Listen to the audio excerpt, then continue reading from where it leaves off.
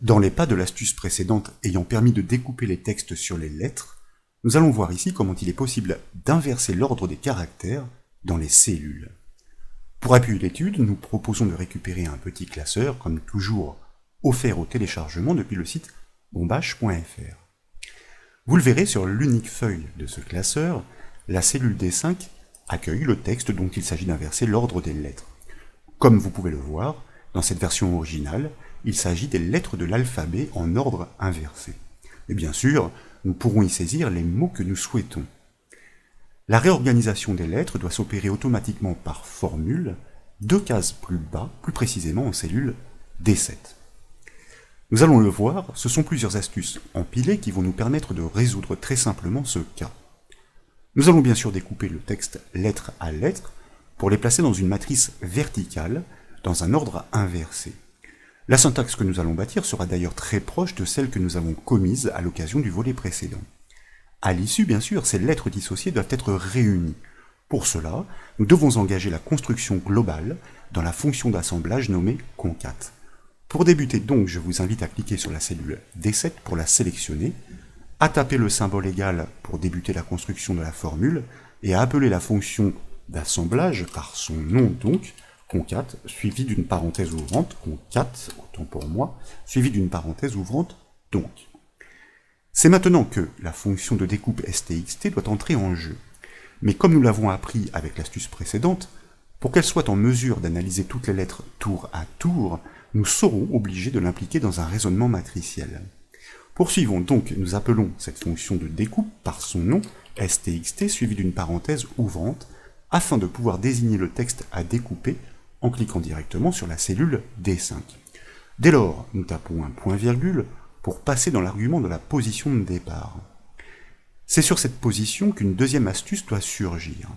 Avec la fonction Excel séquence, nous sommes capables de la faire varier du premier jusqu'au dernier indice dans une matrice verticale à fournir à la fonction stxt. Donc, maintenant, nous pouvons inscrire cette fonction de suite logique, séquence suivie d'une parenthèse ouvrante, pour pouvoir lui imbriquer la fonction de décompte des caractères, la fonction nbcar, elle aussi suivie d'une parenthèse ouvrante, pour pouvoir désigner de nouveau la cellule D5, suite à quoi nous pouvons fermer la parenthèse de la fonction nbcar.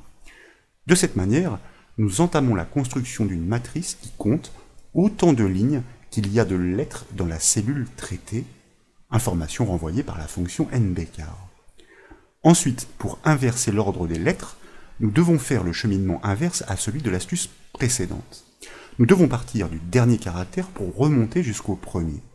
Tout d'abord, je vous invite à taper 2 points-virgules de suite afin d'ignorer l'argument sur le nombre de colonnes. C'est ainsi que nous nous retrouvons propulsés dans l'argument du point de départ de la suite. Et là, de nouveau, nous allons appeler notre fonction de décompte des caractères, nbcar, pour pouvoir désigner, une fois encore, notre cellule D5, suite à quoi nous fermons la parenthèse de notre fonction nbcar. De cette manière, nous entamons la construction d'une suite numérique débutant non pas à partir de l'indice de la première lettre de la cellule, mais à partir du dernier. Et désormais, nous devons descendre jusqu'à rejoindre l'indice de la première lettre. Cette suite matricielle doit donc être dotée d'un pas négatif. Pour cela, nous tapons un point-virgule pour passer dans l'argument du pas de la suite. Et là, je vous invite à taper le symbole moins, suivi du chiffre 1, pour amorcer cette décrémentation. Nous pouvons maintenant fermer la parenthèse de la fonction séquence.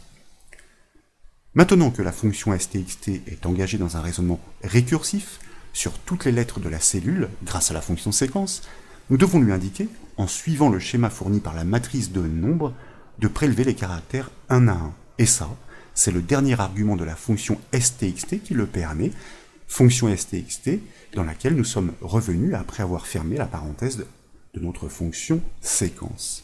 Nous tapons donc un point-virgule pour passer dans l'argument de la longueur de découpe. Nous inscrivons le chiffre 1 pour prélever les lettres les unes après les autres. Nous fermons la parenthèse de la fonction stxt. Nous fermons la parenthèse de la fonction concat.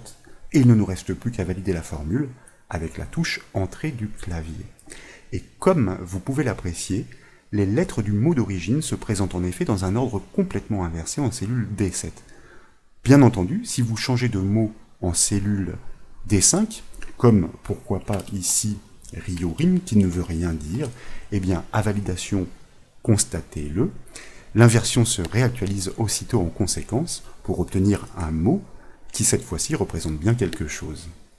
Quoi qu'il en soit, j'espère que cette nouvelle astuce Excel vous a plu. Si c'est le cas, comme toujours, je compte sur vous pour mettre un petit j'aime à la vidéo et comme vous le savez, vous pouvez retrouver toutes les astuces et formations sur le site bombache.fr. Je vous remercie.